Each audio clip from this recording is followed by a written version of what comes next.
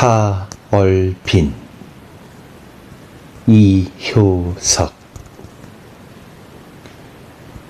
호텔이 키타이스카야의 중심지에 있자 방이 행길편인 까닭에 창 기슭에 의자를 가져가면 바로 눈 아래의 거리가 내려다 보인다. 3층 위의 창으로는 사람도 자그만하게 보이고 수레도 단정하게 보이며 모든 풍물이 같든 그 자신 잘 정돈되어 보인다. 그러면서도 쉴 새 없는 요란한 음향은 어디선지도 없이 한결같이 솟으면서 영원의 연속같이 하루하루를 지배하고 있다.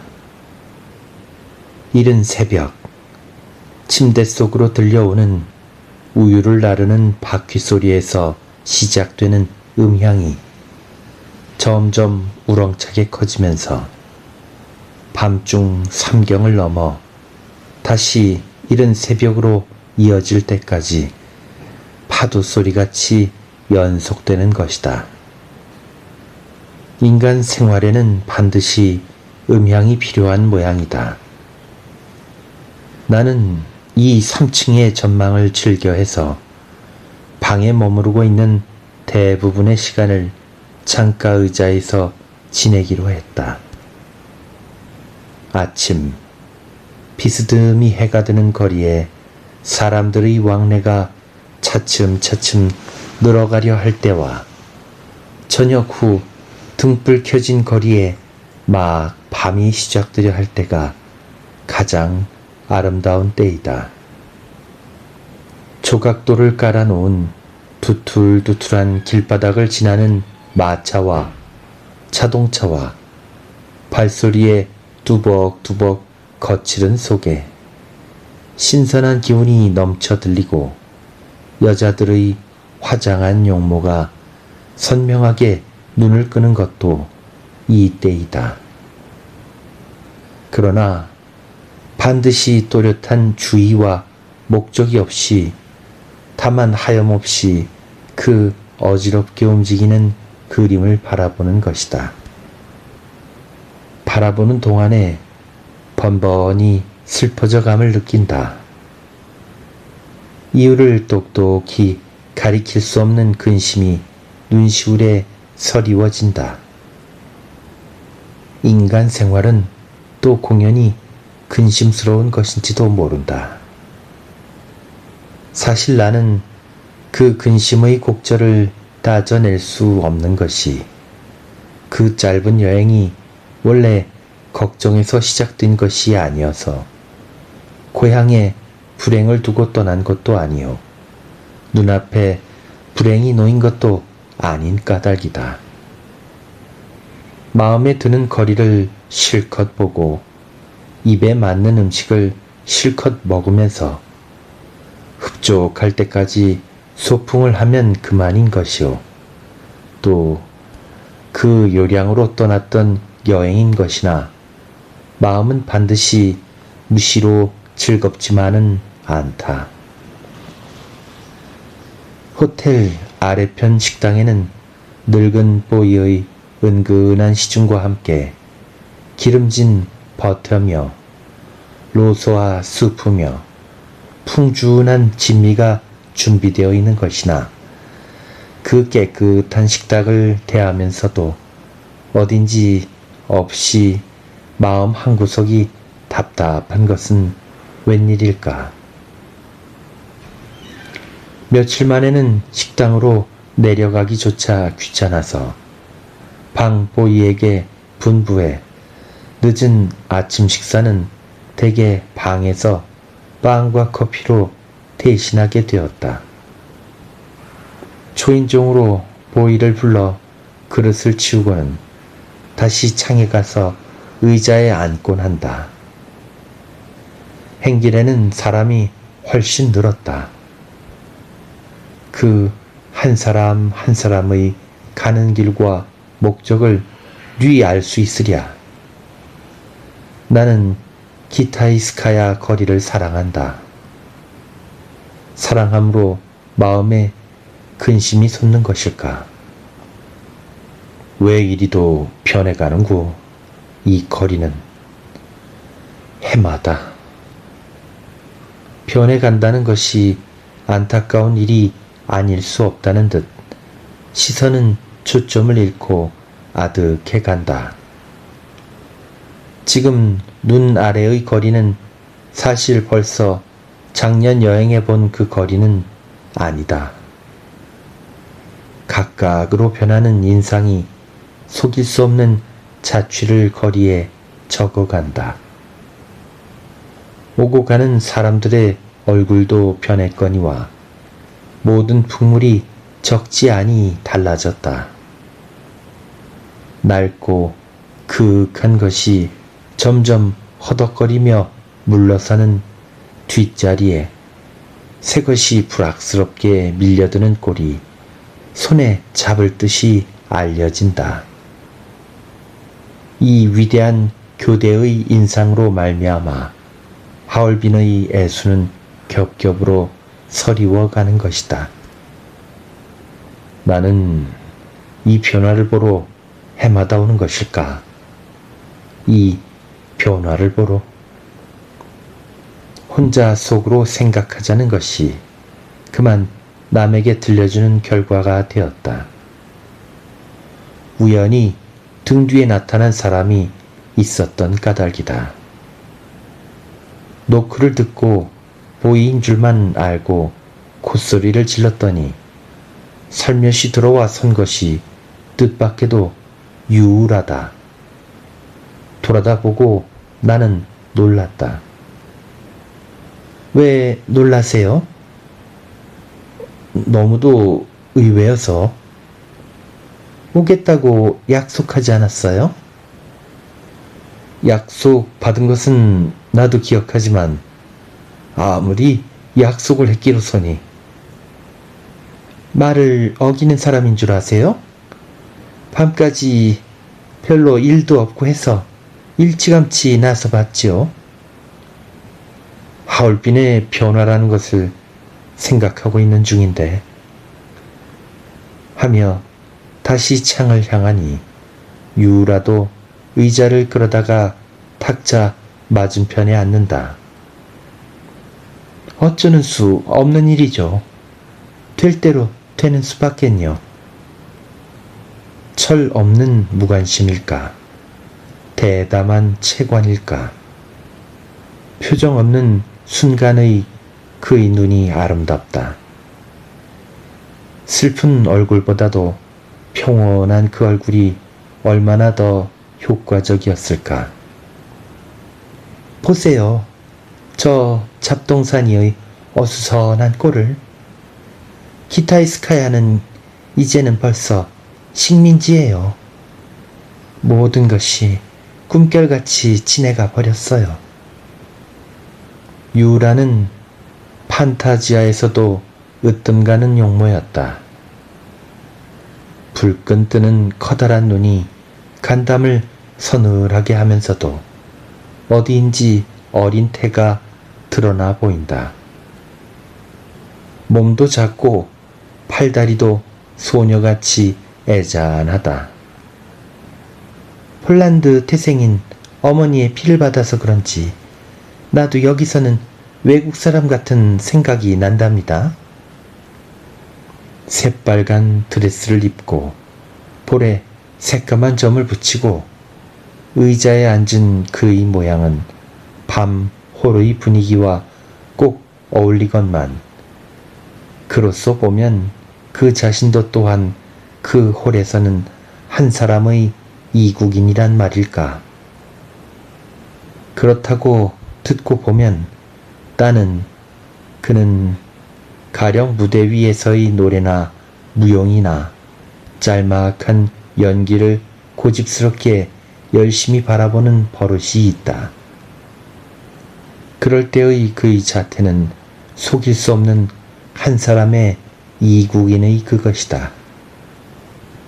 조금 어색스러우리만치 잠자코 앉아서 무대로 향한 눈동자에 주의보다는 명상을 담고 있는 모양은 참으로 그 자리에서는 서먹서먹하게 밖에는 보이지 않았다. 밴드가 울리면 한자리에 앉았던 리나와 끼고 일어나 춤을 추는 것이 여자끼리라 그런지 부드럽고 익숙하게 보이건만 나와 결계되면 그만 발이 걸리고 몸이 끌리면서 주체스럽게 어긋나 버린다. 반드시 내 춤이 어색한 까닭이 아니라 유라의 심중이 복잡한 탓이려니 생각한다. 복잡한 심사로는 주의 방향을 이거 할 수 없는 모양이다. 유라가 잠깐 자리를 비인 새 리나가 묻지 않는 말로 동무의 비밀의 한 토막으로 들려준 것은 대체 무슨 까닭이었을까? 유라는 홀에서는 독판 점잖은 척은 해도 실상은 훌륭한 얼굴이 아니요 기품이 있고 명상적인 것이.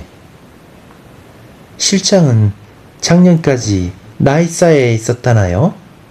거리에선 다 알죠. 재빠르게 짓거리는 너조의 날카로운 적의가 펀적임은 나는 놀랍게 여기며 리나의 얼굴을 쏘아붙인다. 리나는 조금도 통하는 기색 없이 담배 연기를 천정으로 뿜어 올린다. 나는 들을 말을 들었는지 안 들을 말을 들었는지 분간할 수 없어 순간의 놀램과는 반대로 마음은 즉시 침착하게 비어감을 느낀다. 나이사는 결코 명예롭지 못한 곳이다. 유라는 몸에 지켜진 그 치욕의 표징은 평생을 가야 벗어질 날이 없을 것이다. 그런 치명상을 몸에 입지 않으면 안 되리만큼 절박했던 것인가. 판타지아로서는 이같이 불명예스러운 일은 없어요. 행여나 우리 모두를 유라와 같은 부류의 여자인 줄 생각들 할까 봐서 겁이 나요. 이런 리나의 불평은 그로 하여금 유라의 비밀을 털어놓게 한 것일까. 그의 어세는 의외에도 격하고 세다. 그러나 리나와 유라는 누구보다도 친한 사이가 아니오. 우정과 신분은 다른 것이니까요.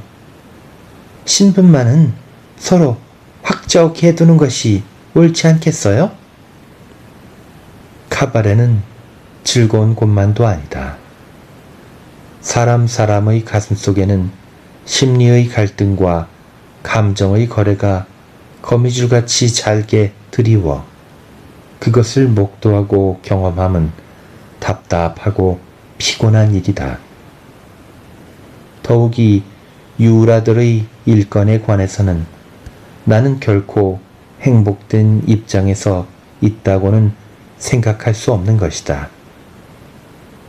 유라가 나 같은 뜬 나그네를 그렇게 수월하게 찾아온 것을 구태여 그의 그런 허름한 신분의 탓이라고까지 생각할 필요는 없었고, 다만 약속을 지키자는 그의 교양의 발로라고 여기면 그만이어서 함께 거리에 나왔을 때에도 나는 그와 나란히 선 것을 그다지 부끄러워할 것이 없었다. 키타이스카야를 강 쪽으로 걸어가다가 왼편으로 고부라져 들어간 비교적 한산한 부두구 일대의 주택지대를 거니는 것이 또한 나의 기쁨의 하나이다. 마당같이 넓은 행길에는 느릅나무의 열이 두 줄로 뻗쳐 있고 양편의 주택은 대개가 뽀얀 계란빛으로 되어서 침착하고 고요한 뒷골목인 셈이다. 대체 느릅나무와 뽀얀 집과 교당의 둥그런 지붕과 종소리를 제한다면 하얼빈의 운치로는 남을 것이 무엇일까? 부두구의 가로수 그늘을 지나면서 집 문패의 노소와 문자를 차례차례 서투르게 읽어가는 것이 아이다운 기쁨을 자아내게 한다. 어느 집이나 넓은 뜰이 달렸고 나무와 화초가 화려하다.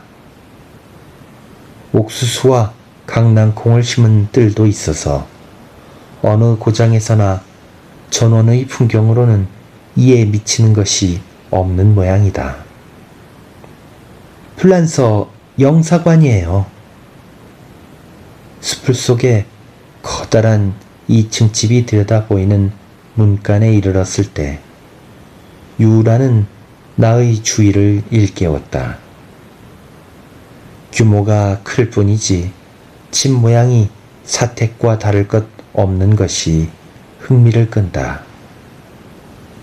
민주주의 문화의 표시인 것일까? 변한 것은 키타이스카야뿐이 아니라 이 영서관도 어제와는 다르답니다. 독일과의 싸움에 졌으니까 말이지. 불국과의 연락이 끊어진 까닭에 돈도 안 오고 통신도 맥히고 해서 영사의 가족들은 요새 와서 생활조차 곤란이라나요? 자동차를 팔았느니 지니고 있는 보석가지를 넘겼느니 신문은 가지가지의 소식을 전해요. 세상은 변화라고 생긴 모양이야. 불란서 영사관을 몇 집 지내에 놓고 가 또 바로 화란 영사관이다. 규모는 조금 작으나 나뭇가지 사이로 들여다보이는 조촐한 집이 그 구역에서는 제일 단정한 듯하다. 화단에는 새빨간 셀비어가 한창 찬란하게 피어있다. 그러나 철문에 좌물쇠가 걸려있음은 웬일인가? 아주 폐쇄해버렸단 말인가? 폐쇄한 셈이죠. 관원들은 뒷곁 한 칸으로 살림을 줄이곤 거의 전체를 어떤 회사에게 빌려주었다니까요. 영사관이 쇳집이 됐다. 닫혀진 철문 속을 한참이나 물끄러미 바라보다가 나는 유라와 함께 천천히 그 앞을 떠났다. 머릿속이 아찔해지면서 느릅나무의 푸른 잎새가 눈 속에 엉겨붙을 듯이 압박해온다. 수수께끼나 풀고 있는 듯 오후의 골목은 고요하다. 깨끗하게 정돈된 행길 위에 우리들의 발소리만이 저벅저벅 울린다. 나는 혼란한 머릿속을 수습하느라고 잠시 침묵을 지키는 수밖에는 없었다.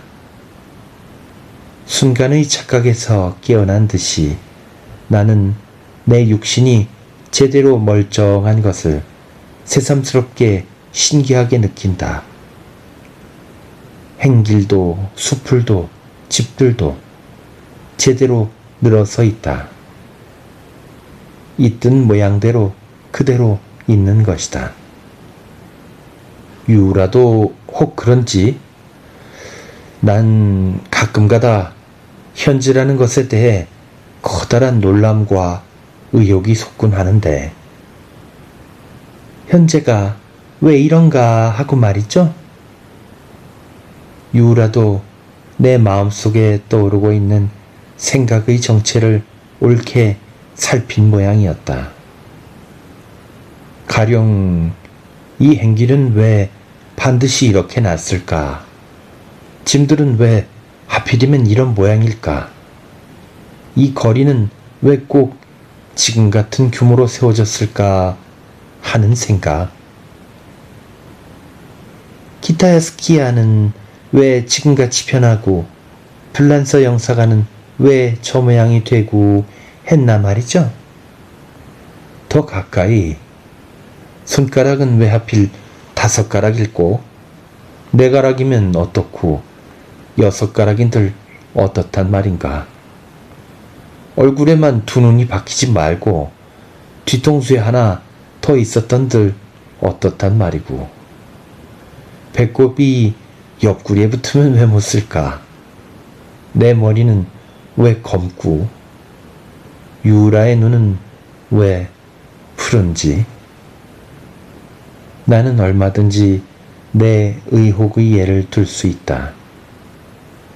눈에 보이는 것, 귀에 들리는 것이 생각하기 따라서는 내게는 모두 수수께끼인 것이다. 학자들은 진화의 법칙으로 설명하고 필요의 이치를 따지지만 손가락이 6개인들 그다지 거추장스럽고 불필요할 것이 무언고. 그따위 옅은 설명보다도 내가 알고 싶은 건 창조의 진이 무슨 까닭으로 하필 현재의 이 우연한 결정이 있게 되었는가. 현재가 이미 우연일 때 현재와 다른 우연의 결정을 생각할 수 없을까? 내 머리가 노래졌대도 좋은 것이고 이 행길, 이 남쪽으로 났대도 무방한 것인걸. 다만 우연한 기회로 말미암아 다르게 결정된 까닭에 지금의 이 머리, 이 행길로 변한 것이 아닐까. 그렇기 때문에 지금보다 다른 세상이라는 것을 생각할 수 있는 것이고 생각하지 않고는 견딜 수 없는 것이고. 당신은 무서운 회의주의자예요. 그러니까 언제나 그런 우울한 얼굴을 지니고 있죠. 나는 지금 왜 이곳으로 여행을 왔고 유라는 왜 나와 걷고 있고. 너무 어려운 것을 생각하면 마음이 안타까울 뿐이죠. 괜히 사람의 힘에 붙이는 것을 생각함은 자연에 대한 반역이 아닐까요? 괴로운 마음은 그 반역에 대한 벌이겠죠. 유라는 마치 타이르는 듯도 한 부드러운 목소리다. 문득 고개를 드니 먼 맞은편 나무 사이에 교회당의 둥근 지붕이 솟아 보인다. 그 의젓하고 엄숙한 자태는 전지전능자의 위엄을 보이자는 것일까?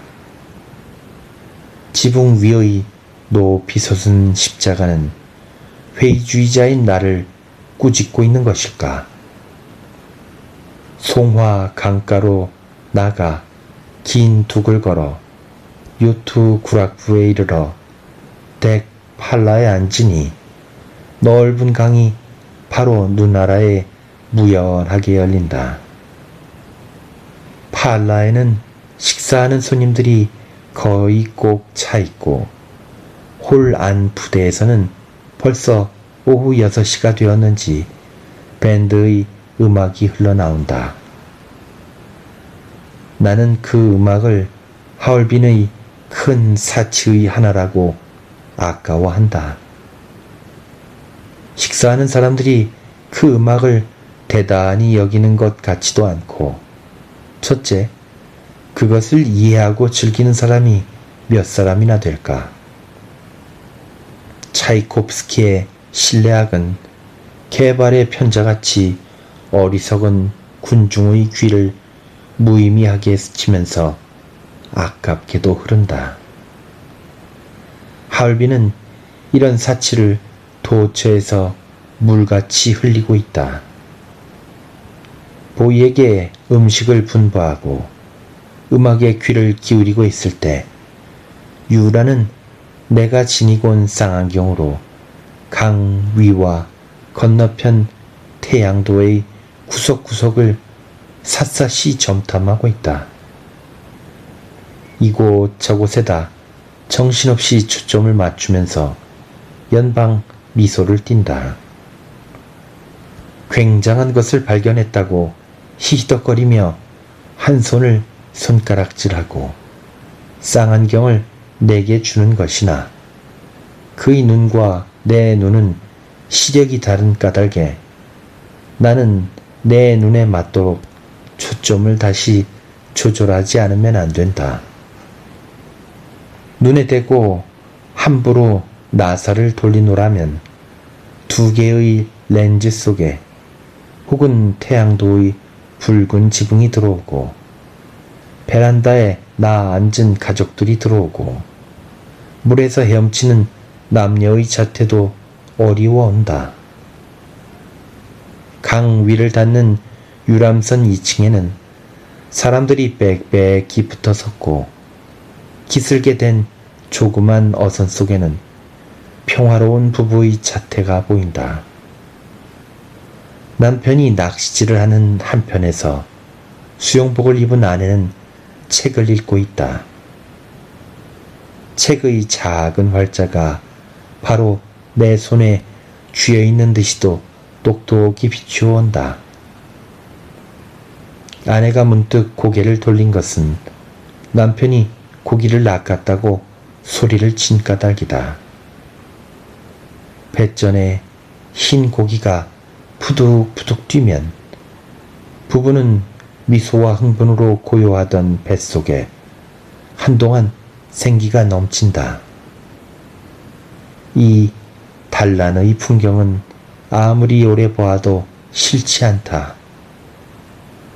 아마도 이날 강에서는 제일 가는 풍경이었으리라. 쌍안경으로 그토록 히히덕거리고 기뻐하던 유라온만 보이가 날라다 식탁 위에 늘어놓는 음식 그릇을 보고 그다지 반가워하지 않으면 웬일이었을까. 각각 접시에다가 음식을 놓아 놓고는 포크를 드는 대신에 여전히 담배를 피운다. 맥주잔을 권해도 간신히 입술에 대는 정도로 들었다가는 놓는다. 이런 진미가 입에 맞지 않는다니. 이 집 요리는 하얼빈서도 유명하다던데. 혼자만 식도를 움직이기가 미안해서 이렇게 말하면 유라는 도무지 식욕이 없답니다. 담배를 너무 피우니까 그렇지. 담배를 피워서 식욕이 없는 것이 아니라 식욕이 없으니 담배밖엔 피울 것이 없어요. 카바레에서도 그는 담배가 과했다. 잠시도 쉬지 않고 무시로 연기를 뿜는 것이다. 손가락 끝이 익은 누에같이 노랗다. 어서 그런 소리 안 할 테니 음식을 많이 먹고 몸 좀 주의해요. 그 팔목에 꼴이 뭐여 황새같이 가느니. 몸이 좋아져선 뭘 하게요? 종이 접시에 노나 담은 음식의 반도 못 치우는 그의 식량이다. 팔라를 나와 문간에서 모자를 찾을 때 나는 늙은 보이에게 은전 한 입을 쥐어주다가 문득 어디선가 본 얼굴 같아서 고개를 갸웃거리면서 뜰로 내려섰다. 옳지, 스테판. 어쩌면 저렇게 스테판과 같은 얼굴일까? 그 늙은 보이는 이름이 무엇일까? 흔한 이완이나 안톤일까? 모습이 스테판과 흡사한 것이다. 스테판은 판타지아의 변소를 지키는 늙은 보이다. 손님의 손에 물을 부어주고 수건을 빌려주는 보이이다.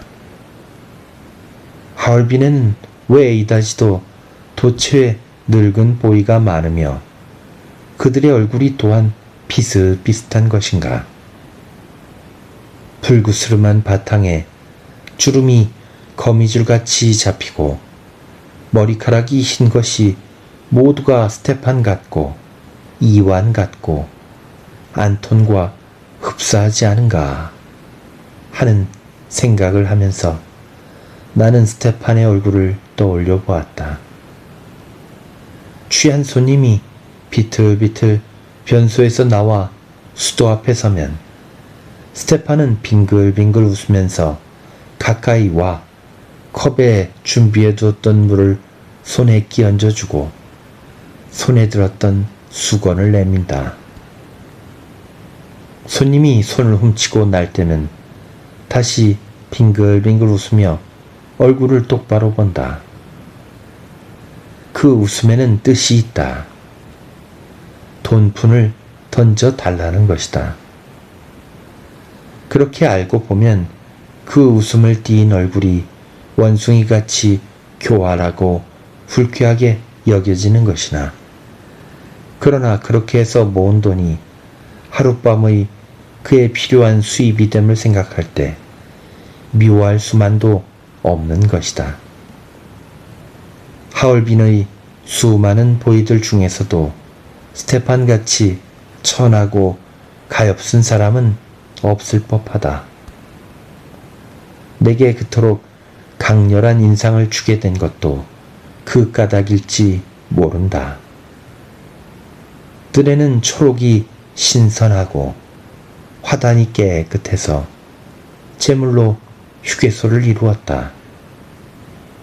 흰 벤치가 놓여있는 나무 그늘로 가서 유라와 함께 걸어 앉으면서도 나는 스테판의 인생을 떨어버릴 수가 없다. 스테판을 생각하면 한 가지 미안한 일이 있었던 까닭도 있다.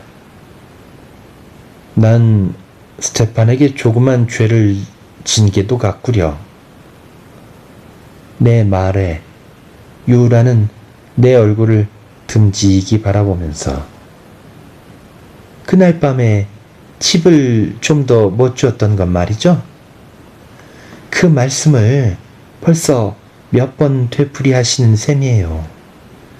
하룻밤에 한 번, 두 번 그만이지 어떻게 번번이 해주겠어요. 그래도 스테판은 그것을 바라는 표정이던데 몇 번째 출입이었던지 나는 잔돈이 없었던 까닭에 그의 미소에 대답할 수 없었던 것이다. 지전 한 장을 덤썩 주지 못했던 것은 확실히 나의 인색한 탓이라고 해도 할 수 없는 것이 지정 한 잔쯤이 그의 그 은근한 태도에 대해서는 그다지 과하고 불필요한 보수는 아니었을 것이니 말이다. 나는 확실히 지전을 아꼈던 것이다. 없는 잔돈을 찾다가 그만 부끄럽게도 그의 앞을 비슬비슬 물러서는 수밖에는 없었다. 생각할수록 미안한 일이었다. 안마를 줘도 좋긴 하겠지만 어디 세상에 그렇게 관대한 손님이 있어요? 유라는 나를 위로하려고 애쓰는 눈치인 듯도 하다. 그러나 그가 전하는 스테판의 신세 이야기는 도리어 더 한층 내 마음을 울리게 되었다. 하긴 스테판은 그렇게 푼푼히 모아서 본국으로 갈 노자를 만들고 있답니다. 한 푼이라도 더 기나긴 하죠. 본국으로? 그는 소비에트로 가야 하고 가기를 원하고 있어요. 그럼 변소에서 버는 한 푼 한 푼이 10만 리 먼 길을 주름잡는 한 킬로에 착삭이 된단 말이지. 그렇게 그는 평생의 꼭 한 가지 그 원을 위해서는 어떤 비굴한 웃음이든지 띄지 않을 수 없어요. 그럼 난 더 미안한 셈이 되게. 스테판의 꿈은 먼 곳에 있답니다. 눈앞에는 아무것도 없어요. 유라의 꿈은? 나는 뒤미쳐 물으려다가 그만 입을 다물고 강을 내다보았다. 누런 탕류가 아득하게 넓고 무수한 배가 혹은 움직이고 혹은 서 있다. 나는 문득 밑도 끝도 없이 문득 스테판은 혹시나 유라의 아버지는 아닐까? 하고 느끼자 공연히 내 스스로 그 당돌한 생각에 놀라면서 고개를 돌려 유라를 보았다. 역시 강을 바라보고 있던 유라는 그 내 거동을 눈치채임인지 얼굴을 돌려 함께 나를 본다. 나는 그의 복잡한 마음속을 그 시선만으로는 읽을 길이 없다. 그는 그 수심스런 눈을 보낼 곳이 없는 듯 다시 강으로 던지면서 강을 바라보면 저는요, 들릴락 말락 목소리가 가늘다. 언제나 죽고 싶은 생각뿐이에요. 죽다니? 나는 모르는 결에 목소리를 높이면서 황새같이 가는 그의 팔목을 새삼스럽게 바라본다. 아예 그런 위험한 생각은 하면서 생각하니 유라야말로 나보다도 몇 곱절 웃길 가는 회의주의자였던 것이다. 무시로 담배만을 먹고 식욕이 없고 황새같이 여윈 그는 속으로 죽음을 생각하고 있었던 것이 아닌가. 죽다니? 아예 그런. 거듭 외이는 내 말투는 죽음을 생각하면 되려 사치한 생각이라는 것. 사람은 아무리 발버둥 쳐도 사는 수밖에는 도리가 없다는 뜻을 표시하자는 것이었으나 유라가 받은 뜻은 무엇인지를 알 길이 없다. 그렇다고 다시 죽음을 장황하게 설명하면 내 맡은 일도 아닐 법하다. 마지막 판에는 언제나 그걸 생각하곤 해요. 그것만이 즐거운 일이에요. 내가 내 딴의 생각에 잠겨 있듯 유라도 역시 그 자신의 생각의 껍질 속에 잠겨 있는 것이다. 그 껍질 속으로는 국외의 다른 사람은 비집고 들 길이 없다. 죽음 이외의 무슨 말로 대체 나는 그를 위로할 수 있는 것일까? 팔라에서는 여전히 답답한 음악이 들려오고 강은 저녁 빛 속에 점점 흐려간다. 사람을 싣고 섬으로 건너가는 2층의 유람선이 저무는 속에서 먼 세상의 것 같이 아득하게 보인다.